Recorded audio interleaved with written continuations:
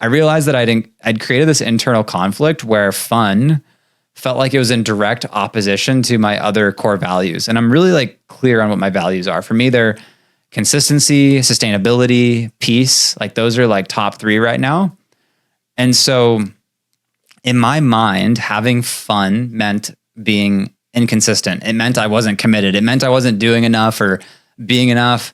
Enjoying myself meant that like inherently something else was taking a hit and spiraling downwards, right? Even when factually, it's just not the truth. But here's what I learned, right? Oftentimes people get stuck in life, not because they don't know what they want, but because they have conflicting parts, right? And this applies to ourselves. This applies to our prospects. It just applies to all of our relationships. It's either a conflicting part, a conflicting need, or a conflicting value that they haven't figured out how to reconcile and get back into alignment so they both meet each other. So I wasn't stuck because I don't value fun. I was stuck because I thought I had to choose between fun and everything else. So when Andres invited me to come speak in Colombia for a sales retreat that he's running, my first instinct was like, nah, dude, I'm good. Like I've got my consistency. I'm comfortable here in my bubble in San Diego. And leaving felt like it would disrupt everything. And in all reality, it will disrupt some things. But I realized like this is exactly the problem. I was so committed to maintaining my systems that I forgot that the reason I built these systems is to actually go do things like this, to have experiences like this, right? And it's hilarious because I found myself being like the classic FOMO, think about it objection. And after years and years of sales, taking 5,000 sales calls, I know that when somebody hesitates, including myself, there's a conflict going on within, right? There's one part that wants to do it, and there's another part that doesn't want to do it. And we just need to create a little bit of clarity in ourselves and in our prospects. Like that's the gift we give them, to be able to align those parts and actually take action and make a decision either way. When someone's on the fence, that's what's actually happening.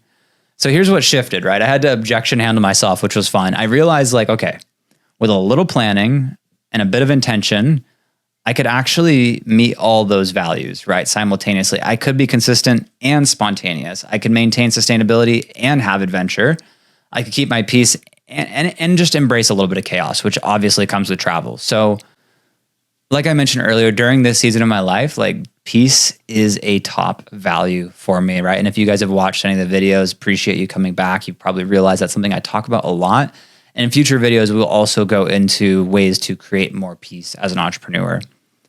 With that in mind, anytime peace is potentially threatened, it's really difficult for me to want to move forward with something right now. So it felt really good to slow down and get clear on what was needed to make it happen. And then now I'm like, okay, let's just go have a kick-ass trip and an adventure. And we're going to be documenting it, vlogging it. It's going to be freaking badass. And so to me, the trip isn't just about having fun. It's about coming full circle, right? Andres and I are going to have a moment where, just as homies, like where we get to reflect on our journey. I'll be speaking at his retreat on sales, on mindset, on how to separate your identity from your income and from your situation and actually experience that level of stability, right? And it's going to be epic because we get to see how far we've both come. And I feel like we're finally doing what we started this whole thing for, which is enjoying the fruits of the labor, right? Now, here's why I'm sharing this with you guys, right? How many of you are crushing it in sales, or maybe you're a coach and you're crushing it, but you just like have these moments where you're like, dude, I feel bored or empty? Or how many of you have convinced yourselves that success and enjoyment are mutually exclusive, right? What I've watched is so many closers over the years, it's like they get into this industry and they end up like less stable, with less freedom. Emotionally, they're all over the place. And it's like, it's actually the exact opposite of the dream they were sold and why they came into this industry. And so the truth is, if you can't enjoy what you've built, what's the point in building it, right? And here's the kicker. When you actually allow yourself to have fun and honor that, like you perform better in sales and business because you're relaxed. Like I remember when I was top performing rep at Leader. It used to be called Thought Leader, but now it's leader.co. Incredible offer with Taylor Conroy.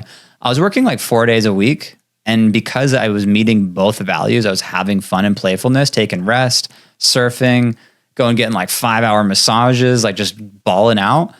Because I was balanced, that fun spilled over into success, right? And what I've seen is like fun definitely is not the enemy of success. Like that is a lie that I was believing into. At some point I sold myself on that. It's not the fun that's the issue, it's the boredom. And playfulness isn't the opposite of professionalism. Emptiness is.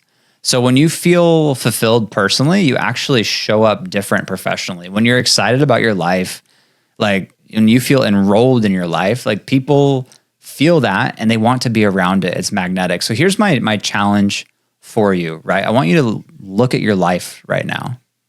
What are you denying, right? What values or needs, like wants, are you denying because you feel like it would be in direct opposition and conflict with your success? Maybe it's adventure versus stability. Maybe it's creativity versus structure. Maybe it's spontaneity versus planning. Maybe it's fun versus responsibility. So, and I want you to stop thinking about it for just a moment in terms of either or, and start thinking in terms of both and, because most of the time the conflict is in your head. It's not in reality. And with that in mind, guys, Medellin, here I come. We're going to be speaking, doing role plays, sales training, and be hanging out with my best friend. And it's going to be sick to be like, dude, this is why we started in the first place. And I will be consistent while I'm out there. I got my routines. I got my structure. I won't overcommit. That's something that's important to me. And I'm also going to honor the need for a little bit of fun, like, oh, crazy idea, right? So if this resonates for you, maybe you've been grinding like super hard as a sales rep, but you've forgotten to enjoy the ride, drop a comment and just let me know what's one thing that you want to do, but you feel like you just can't because it would conflict with your success. I'm super curious. Drop that in the comments. And if you want more real talk about like building a sales career, building a business and a life that you love and are passionate about, make sure you're subscribed because I'm just getting started with this kind of content. And guys, I'll see you from Colombia. We're going to have some sick content on that. I'll see you on the next one. Vamonos. Peace.